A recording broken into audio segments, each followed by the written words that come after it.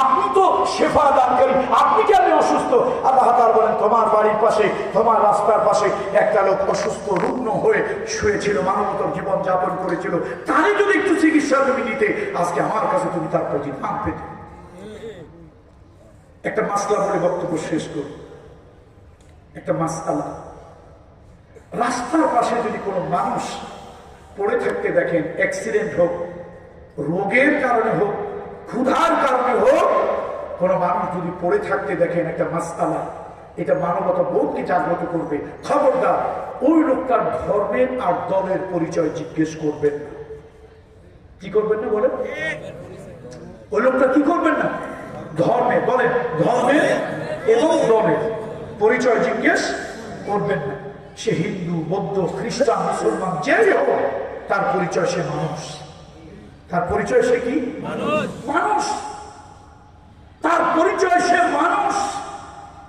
ওই লোকটার যদি ক্ষুধার্ত হয় খাবার দেন, রোগে যদি কাতরায় ঔষধ দেন, অ্যাক্সিডেন্টে যদি পড়ে থাকে রক্তক্ষরণ হয় রক্ত দেন, অ্যাম্বুলেন্স ভাড়া করে হাসপাতালে নিয়ে যান, টাকা যদি না থাকে যাকাত থেকে দেন। কোন মোল্লা মৌলবী মুন্সির ফতোয়া শুনবেন না, ফতোয়া আমি কোরআন থেকে দিচ্ছি। 8 খাতে যাকাতের টাকা ব্যয় করবেন, তার মধ্যে একটা হলো ইবনুস সাবিল। আমার বাপ হুজুর, আব্বা হুজুরের কথা না, এটা কালামুল্লাহর কথা। যাকাতের জায়গা কয়টা? কথা কয় না, কয়টা?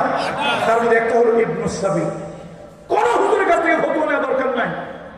ওই লোকটাকে যাকাতের টাকা দিয়ে হলো ইজি বাইক ভাড়া করেন, সিএনজি ভাড়া করেন, অ্যাম্বুলেন্স ভাড়া করেন, হাসপাতালে নিয়ে যান, ইনজেকশন লাগুক, রক্ত লাগুক, দেন, তার ধর্মের পরিচয় জিজ্ঞেস করবেন না। এই নিয়ে তুমি কি হিন্দু না মুসলমান, বৌদ্ধ না খ্রিস্টান, এই তুমি কি আওয়ামী লীগ না বিএনপি, জামাত না হেফাজত, জিজ্ঞেস করবেন না। খবরদার, তার পরিচয় সে মানুষ।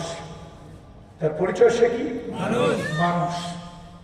এবার আপনি তাকে চিকিৎসা দিলেন, সুস্থ হলো, মুখে হাসি ফুটলো, এবার জিজ্ঞেস করতে পারে, এবার জিজ্ঞেস করতে পারে। আল্লাহ তাআলা কোরআনে কি বলতেছে শোনেন। কথা তো আমার, কথা হলো কালামুল্লাহ, কালামুল্লাহর কথা, আমার কথা, স্রষ্টার কথা, সৃষ্টিকর্তার কথা। ওয়ামান আহইয়াহা ওয়ামান আহইয়াহা ফাকান্নামা আহইয়ান নাসা জামিআ। শোনো, তুমি এই যে একটা মানুষের জীবন বাঁচতে সাহায্য করলে, আল্লাহ তাআলা বলেন দুনিয়ার সব মানুষের জীবন বাঁচার যে সওয়াব হয়, ওইটা আমি তোমার আমলনামায় দিয়ে দিলাম। সুতরাং আসুন, সমাজকে ভালো করি, মানবতাকে ভালো করি, সমাজ উন্নতি করি, মানবতার বোধকে জাগ্রত করি। 14 দফা কর্মসূচির একটু